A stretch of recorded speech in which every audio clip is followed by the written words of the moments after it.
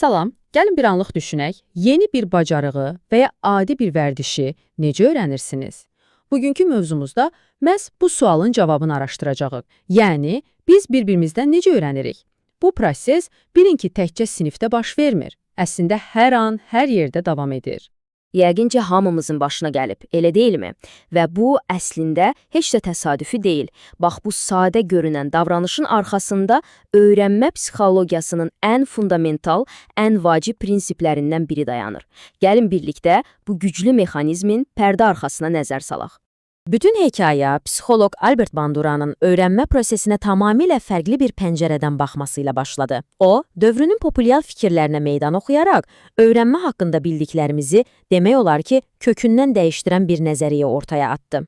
Bilirsiniz, o vaxta qədər psixoloqlar əsasən inanırdılar ki, biz ancaq sınaq-yanılma yoluyla, yəni bir hərəkətə görə ya mükafat alanda, ya da cəzalananda öyrənirik. Amma Bandura dedi ki, yox, bundan daha sadə və daha güclü bir yol var, sadəcə başqalarını izləmək. Bu, həqiqətən də öyrənmə psixologiyasında bir inqilab idi. Yəni, əsas məsələ budur, biz sosial varlıqlarıq və bizim öyrənmə prosesimiz də sosialdır. Dil öyrənməkdən tutmuş, cəmiyyətdəki qaydalara əməl etməyə qədər bir çox şeyi məhz ətrafımızdakıları, valideynlərimizi, müəllimlərimizi, dostlarımızı izləyərək mənimsəyirik. Yaxşı, bəs Bandura bu cəsarətli fikrini necə sübut etdi? Bax, bu sual bizi psixologiya tarixinin ən məşhur, bəlkə də ən çox danışılan eksperimentlərindən birinə gətirib çıxarır. Gəlin bu hekayəyə daha yaxından baxaq. Gəlin bir anlıq təsəvvür edək. İçində bir sürü oyuncaq olan bir otaq və otağa bir uşaq daxil olur. Otaqda həmçinin bir böyük insan və Bobo adlı böyük, yumuşaq bir gəlincik var. İlk baxışdan hər şey çox normal, adi bir oyun anı kimi görünür, deyilmi? Amma sonra çox qəribə bir şey baş verir. Otaqdakı böyük şəxs birdən gəlinciyə hücum etməyə başlayır. Onu yumruqluyur, təpikləyir, hətta üstünə qışqırır. Bütün bu müddət ərzində isə uşaq heç nə etmədən sadəcə kənardan izləyir. Heç bir təlimat yox, heç bir məcburiyyət yox, sadəcə müşahidə. Və nəticə həqiqətən də heyrətamiz idi. Böyük şəxs otaqdan çıxandan sonra aqressiv davranışı izləyən uşaqlar gəlinci ilə tək qalanda nə etdilər sizcə? Onlar gördükləri hər şeyi, demək olar ki, eyni ilə təkrarladılar. Gəlinciyi yumruqladılar, təpiklədilər, hətta eyni aqressiv sözləri dedilər. Bax bu, çox aydın şəkildə göstərdi ki, bir davranışın nəticəsini şəxsən yaşamadan da onu öyrənmək mümkündür. Uşaqlar aqressivliyə görə heç bir mükafat almadılar, amma davranışı tamamilə mənimsədilər. Bu, modelləşdirmənin gücüdür. Yaxşı, deməli, müşahidə yolu ilə öyrənmənin işlədiyini gördük. Amma bu proses bizim beynimizdə necə baş verir? Bandura bunu 4 əsas mərhələyə ayırır. Gəlin indi bu öyrənmə maşının necə işlədiyini addım-addım anlayaq. Bu 4 mərhələ sanki bir zəncirin halqaları kimidir. Biri olmasa proses qırılar. Birincisi, diqqət. Öyrənmək üçün əvvəla o davranışa diqqət yetirməlisiniz. İkincisi, yadda saxlama. Gördüyünüzü yadda saxlamalısınız ki, sonradan onu xatırlaya biləsiniz. Üçüncüsü, təkrarlama. O davranışı fiziki olaraq təqlid edə bilməlisiniz. Məsələn, bir rəqqasın hərəkətlərini saatlarla izləsəniz də, fiziki qabiliyyətiniz yoxdursa, onu təkrarlaya bilməzsiniz. Və nəhayət, bəlkə də ən vacibi, motivasiya. O davranışı təqlid etmək üçün bir səbəbiniz olmalıdır. Motivasiya olmasa, ilk 3 mərhələ baş versə belə, öyrənmə davranışa çevrilməz.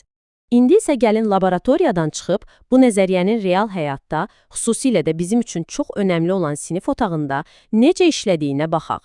Çünki əmin olun, bu prinsiplər hər gün gözümüzün önündə baş verir. Bir anlıq düşünün, digər uşaqlar səliqəli davranışı görürlər, yəni diqqət yetirirlər, onu yadda saxlayırlar və təbii ki, bunu etməyə fiziki qabiliyyətləri də var. Yaxşı, bəs müəllimin tərifi burada hansı rol oynayır? Tamamilə doğru. Tərif burada motivasiya rolunu oynayır. Digər şagirdlər görürlər ki, səliqəli olmaq mükafatlandırılır. Baxmayaraq ki, o mükafatı özləri almayıblar, başqasının təcrübəsindən həvəslənirlər. Psixoloqlar buna vasitəli möhkəmləndirmə deyirlər. Yəni, başqasının uğurunu görüb motivasiya almaq. Bu, təbii ki, daha ciddi bir vəziyyətdir, amma nəzəriyyə bunu da çox aydın izah edir. Və bu, öyrənmənin həmişə müsbət davranışlarla bağlı olmadığını göstərən çox vacib bir məqamdır. Buradakı əsas məqam budur.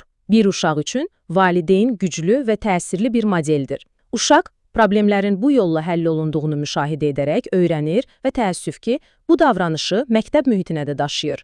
Bu, həyatımızdakı modellərin davranışlarımıza nə qədər dərin təsir etdiyini bir daha sübut edir. Gəlin bu nəzəriyyə ilə bağlı iki çox yayılmış səhv fikri düzəldək. Birincisi, biz yalnız öz səhvlərimizdən öyrənmirik. Əksinə, kiminsə uğursuzluğunu izləyərək də dərs çıxarırıq və bu bizi eyni səhvi etməkdən qoruyur. İkincisi, biz kör-köranə təqlid maşınları deyilik. Biz şuurlu şəkildə seçim edirik. Kimin statusu yüksəkdir, kimin hərəkəti müsbət nəticə verir.